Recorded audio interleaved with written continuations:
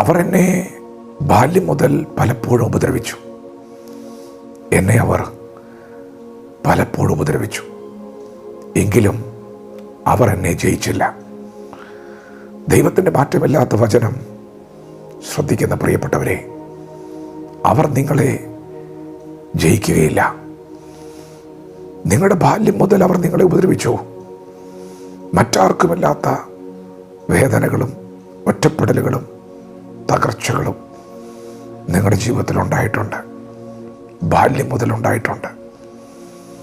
അത്ര വലിയ പ്രതിസന്ധികളൊക്കെ ജീവിതത്തിൽ വന്നിട്ടും ഇന്ന് പകലും നീ ജീവനോടിരിക്കുന്നത്, മുടിഞ്ഞു പോകാതിരിക്കുന്നത് ദൈവത്തിന് നിന്നോടുള്ള ദയയാണ്. അത് രാവിലെ തോറും പുതിയതായിരുന്നു. ദൈവത്തിൻ്റെ വിശ്വസ്തത വലുതായിരുന്നു. പ്രിയപ്പെട്ടവരെ, നിങ്ങൾക്ക് കഷ്ടതയില്ലാഞ്ഞിട്ടല്ല നിങ്ങൾ ഇന്ന് പകൽ ജീവനോടിരിക്കുന്നത്. അവൻ്റെ സാന്നിധ്യത്തിൻ്റെ ശക്തിയാണ്. ബാല്യം മുതൽ നിങ്ങൾ ഉപദ്രവിക്കപ്പെട്ട ഓരോ നിമിഷത്തിലും അവൻ നിങ്ങളോട് കൂടെ ഉണ്ടായിരുന്നു. നിങ്ങളെ മുടിച്ചു കളയാൻ, തകർത്ത് കളയാൻ ശത്രു പല അവസരങ്ങളും ഉപയോഗിച്ചിട്ടുണ്ട്. പക്ഷേ നിങ്ങൾ തകർന്നില്ല. അവർ നിങ്ങളെ ജയിച്ചില്ല. കാരണം നീ ദൈവത്തെ അറിയാതിരിക്കുമ്പോഴും അവർ നിന്നോട് കൂടെ ഉണ്ടായിരുന്നു. നിന്റെ അമ്മയുടെ ഉദരത്തിൽ നീ ഉരുവാകുമ്പോൾ ഓമന പേരിട്ട് നിന്നെ വിളിച്ച് നിന്റെ ബാല്യം മുതൽ അവൻ നിന്നോട് കൂടെ ഉണ്ടായിരുന്നു. പ്രിയപ്പെട്ടവരെ, നിങ്ങൾ ഇത്രത്തോളം വന്നില്ലേ?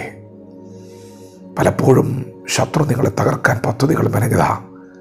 പക്ഷെ മരണത്തിന് വിട്ടുകൊടുക്കാതെ നിങ്ങൾ ഇന്നും ജീവനോടിരിക്കുന്നുണ്ടെങ്കിൽ ഉറപ്പിച്ചോ, ഇനി അവർ നിങ്ങളെ ജയിക്കുകയില്ല. ഇനി ജയിക്കുകയില്ല. നോ, ജയിക്കുകയില്ല. നമ്മുടെ കർത്താവായ യേശു ഗദശമന മുതൽ ഗോൽഗൊത്ത വരെ തകർക്കപ്പെടുകയാണ്. കഷ്ടാനുഭവം കൊണ്ട വഴിയിലാണ് യേശു ആയിരിക്കുന്നത്. പുറം ഉഴവുച്ചാൽ പോലെ കീറുകയാണ്.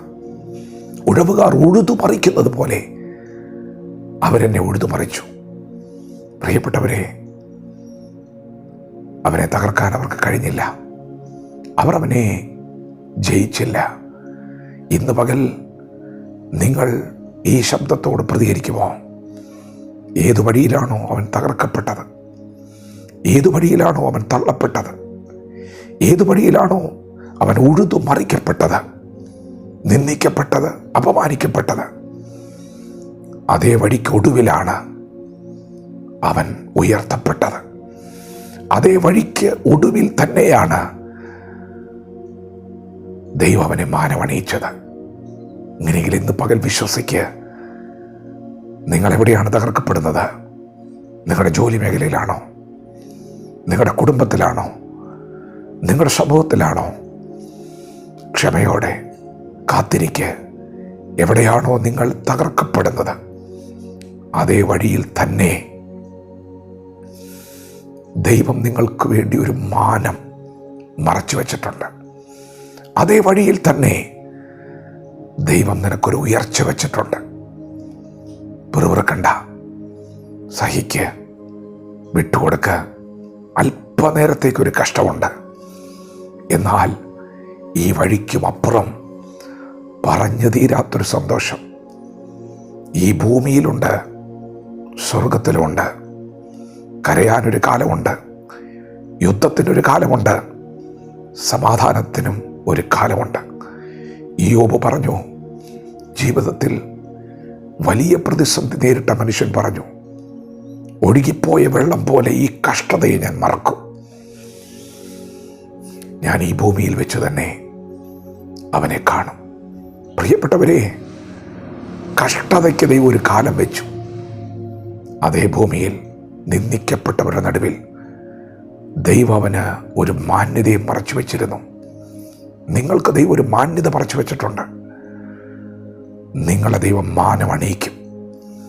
പകയ്ക്കുന്നവർ കണ്ട് ലജ്ജിക്കേണ്ടതിന് നന്മയ്ക്കായ ഒരടയാളം വരുന്നുണ്ട്. നിങ്ങൾ തകർക്കപ്പെടുന്ന അതേ വഴിയിൽ വിശ്വാസത്തോടെ വചനത്തോട് പ്രതികരിക്കാം.